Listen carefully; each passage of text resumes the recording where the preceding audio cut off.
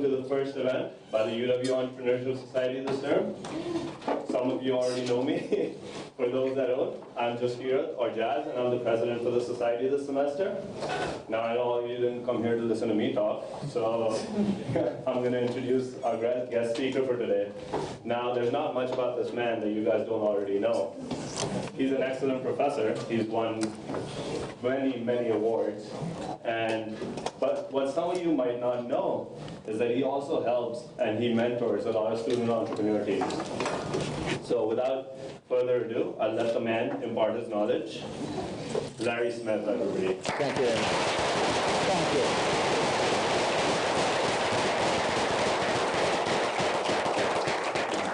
Thank you very much. It's certainly my pleasure to be with you this evening. I'm here for a sole reason, so just make sure you understand what the reason is.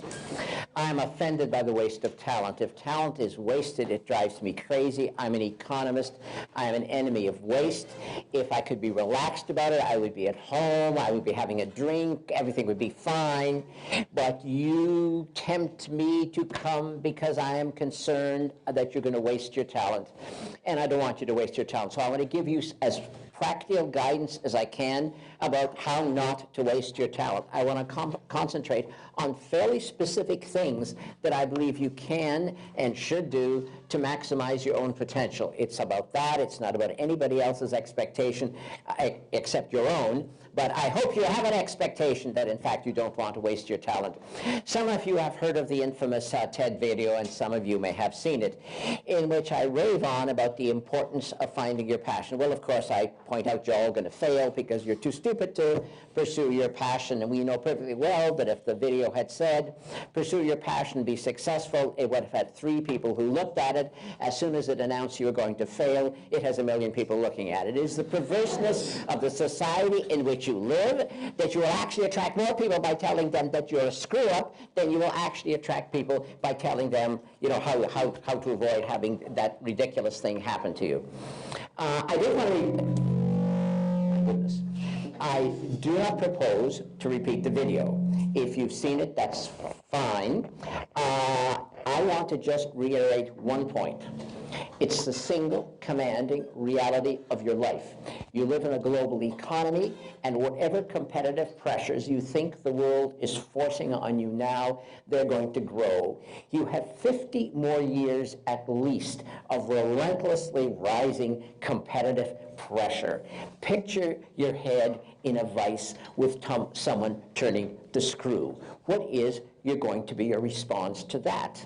I know what the response of many of you is right now. Denial. Just ignore it. Play another video game. Have another beer. Just ignore the whole thing. Put your head down, get your degree, and hope for the best. That is incredibly stupid. It is not a strategy. It is certainly not a plan. It's not even credible. What you want to do is first take your head out of the damn vice. What you want to do is deliver excellence. What you don't want to do is work like a dog. So it's a very simple issue. How can you deliver excellence? It is impossible to deliver excellence unless you love what you do. Full stop. That's it. That's everything. The global economy forces you to like your work. And don't look at me like that's a sad thing. Whoa, wow, what a wicked global economy making me like my work. And I say like my work. I really don't mean the word like. I say like because I know if I use the word in my mind, it'll spook you. But then I'm thinking, my God, you're not children. Enjoy your work, not like your work. Enjoy your work. Look forward to look forward to doing your work. And then you can deliver excellence. There's no way to deliver excellence. Otherwise, the only other thing you can deliver is effort until you drop dead. So fine. You can't work fast enough, long enough, and keep outcompeting you people for the next 50 years. So, you need passion. You need to love your work. Then you can deliver excellence. It is an essential condition of your career success. It's not sufficient, but it is essential. So, that's it. That was the video. Now, let's move on. Okay? What I'm going to do now, by the way, is respond to some of the 3 million emails I've been getting. So, all those excuses I presented to you in the video are real. Those are real excuses I've heard from real people again and again and again. So if it struck a note, as it seems to have, it is because these were real excuses, not made-up excuses, not fantasy excuses, real excuses.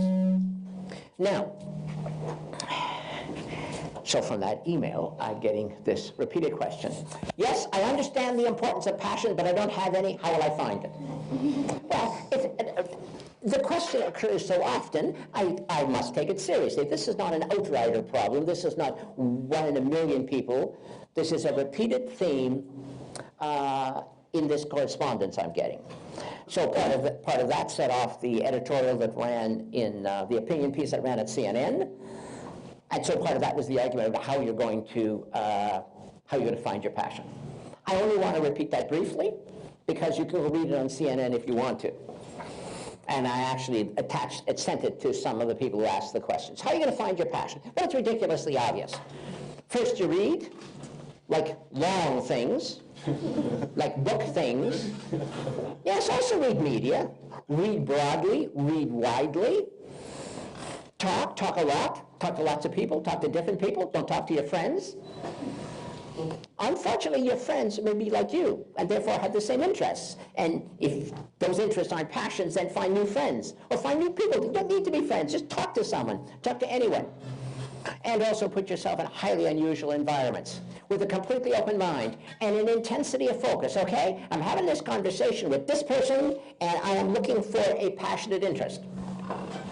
Not in the person, in ideas, in things, in possibilities.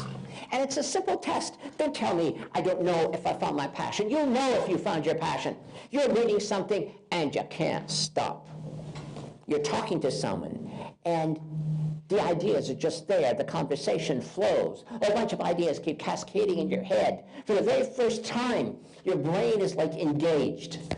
Don't tell me you know what passion feels like. I think the reason some of you aren't seeking it aggressively or aren't even persuaded it is necessary, it is because you've never felt it. You've never felt the engagement in an idea that is just engrossing, fascinating, reading something that's not assigned, doing a piece of work you don't have to. How complicated is that, ladies and gentlemen? There's another simple test if you found your passion, which is this. If I won the lottery, whoa, one of the lotteries is at $50 million. So what did you do if you'd win the lottery? Well, I know what I would do if I won the lottery.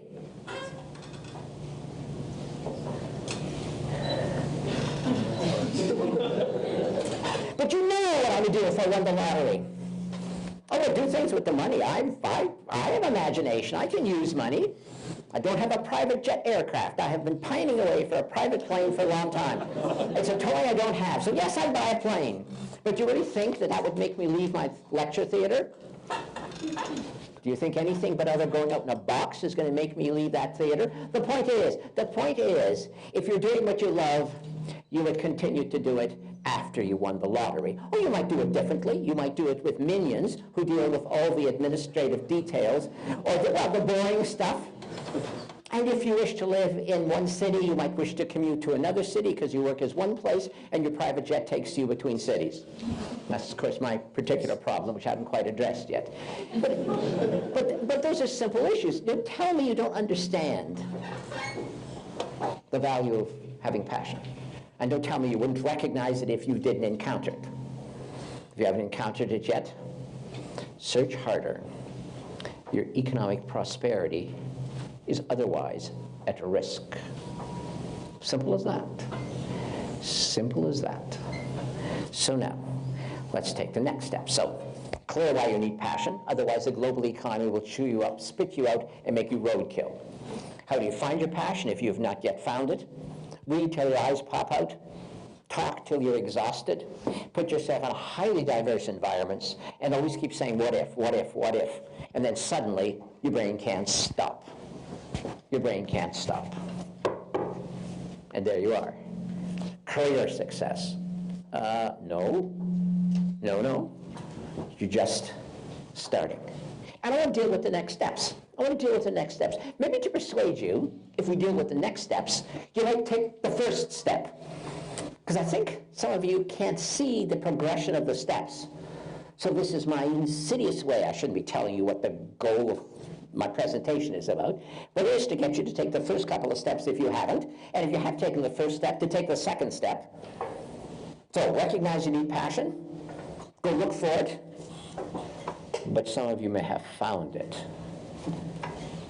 And now you're making new mistakes. Whoa. Could maybe take the volume down a bit? I like drama, but I don't need reverberation. But now there are next steps. And I think maybe if you see the whole process of how you start from have a passion, find your passion, and when you see what you need to do next, maybe it all makes more sense. Maybe it is easier to understand how this would all unfold, and to redouble your efforts to at least get the first steps done if you haven't. And if you got the first steps done, okay, let's talk about what happens next. So, okay, more mistakes. God, you make so many mistakes. One advantage of being here for so long, God, I've got a list of mistakes you make as long as my arm. Okay, the next mistake you make of people who find their passion. So there is something. I say, so is there something you like reading about? Often people will say yes. Well, okay, that's a good sign. You like reading about it. Are there ideas? You like talking about a particular subject, a particular technology, a particular set of ideas, place. It doesn't matter what it is, something that just wires you. And people say, yes, yes. Then I say, so what's the problem? You said you had a career problem. I said, what is your passion or your interest? You said you don't have any. I looked at you and I said, you're 22. How could you not have anything you're interested in? You must be brain dead. Well, I'm sorry, sometimes you have to speak plainly, because it's like, how could you be in your early 20s and be interested in nothing on earth? And then people say, oh, yeah, well, I have some interests. So strong ones? Yeah, well, I have some strong ones, such as? Yeah, well. And then they'll mention something, and I'll say, well, okay, you have at least an interest. That might even be a passion. You really care? Well, I really care about this. So, like, I do it in my spare time. That's good, right? Sign of passion. So I said, but I asked you if you had a passion when we started talking about career. You said no. Now you just said you have a passion, and I know what you did. I've actually had to change how I begin these conversations, because it's like wasting time when you have to this roly-poly around. No, I don't have an interest. No, I don't have a passion. Oh, yes, I do. Very simple. It is because you have assumed, for no reason that you actually know about, that it's not a career. So you see, in this room, I would bet you there are people who have strong interests in things, maybe even passions, while they are pursuing a degree that has absolutely nothing to do with that passion and or interest. And I say, so why are you doing that strange thing? And then you say, well, because there's like, well, no, like a career in it. Really? Really?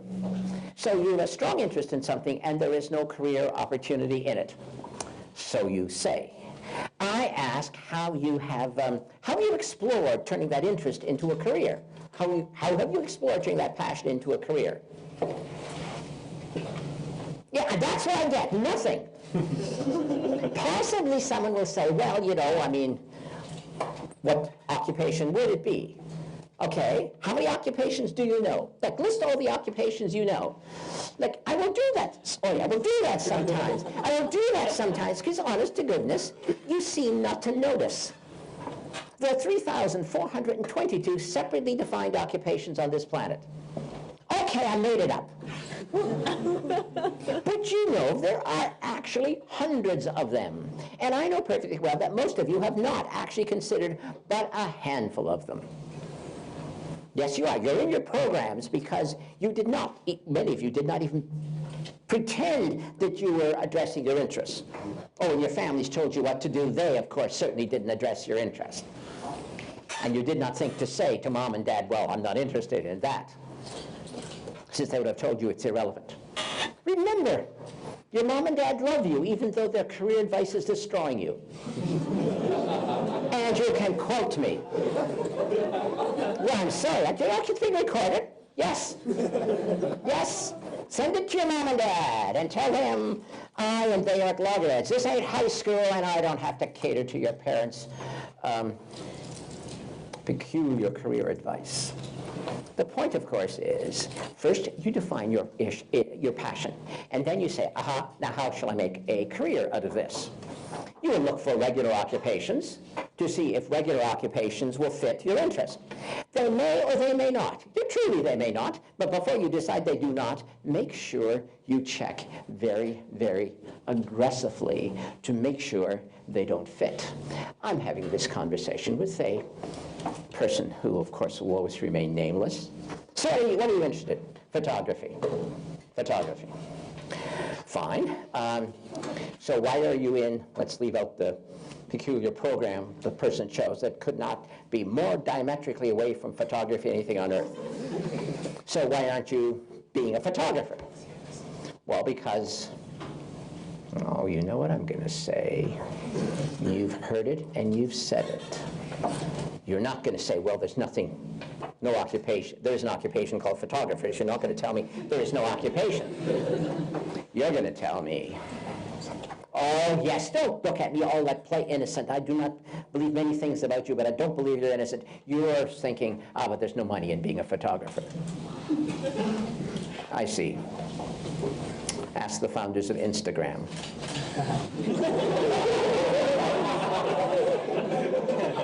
Nothing funny. Ask them. Ask them.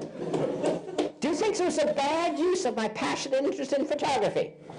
Take $1 billion before I'm, whatever, 25 and a half years old, or whatever it is. The point, of course, the point is, have you creatively decided how your interest could turn into a career? A kick-ass career, a good career. In other words, a career of excellence. How can I make photography a killer kind of career for me? Photographs. Right photograph.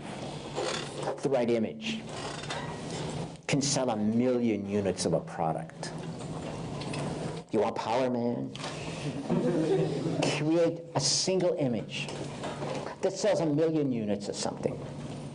You make one of those once a month. The other 28 days of the month you frolic because you only have to work. I'm not being funny. That's what passionate people do. What they can do is not work themselves to death because their interest, their eye for a brilliant image, is so keen that they find one. It's valuable. They say to the world, but they have to think about it. Where would it be really valuable? How could I do something with photography that people would really, really, really want to give me a lot of money for? I know. Oh, sorry. I can't stand still, so like you have to live with this.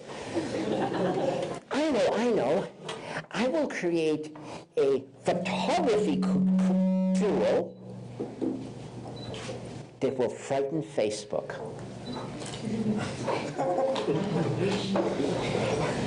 You don't really think they paid $1 billion for Instagram because, why did they?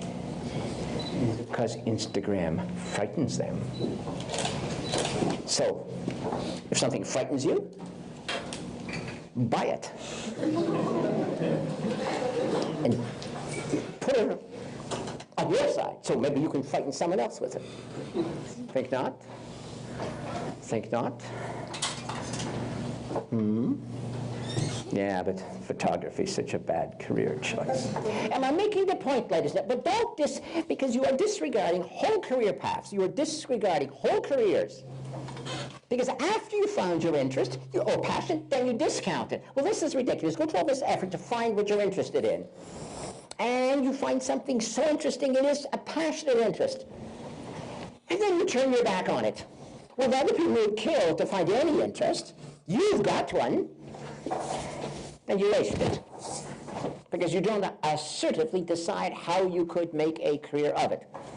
So photography is an example. There are lots of examples. I'm not going to give you two specific examples, too many of them, because they would intrude on people's privacy. But I've watched amazing people do amazing things with careers that you wouldn't imagine because you don't imagine anything.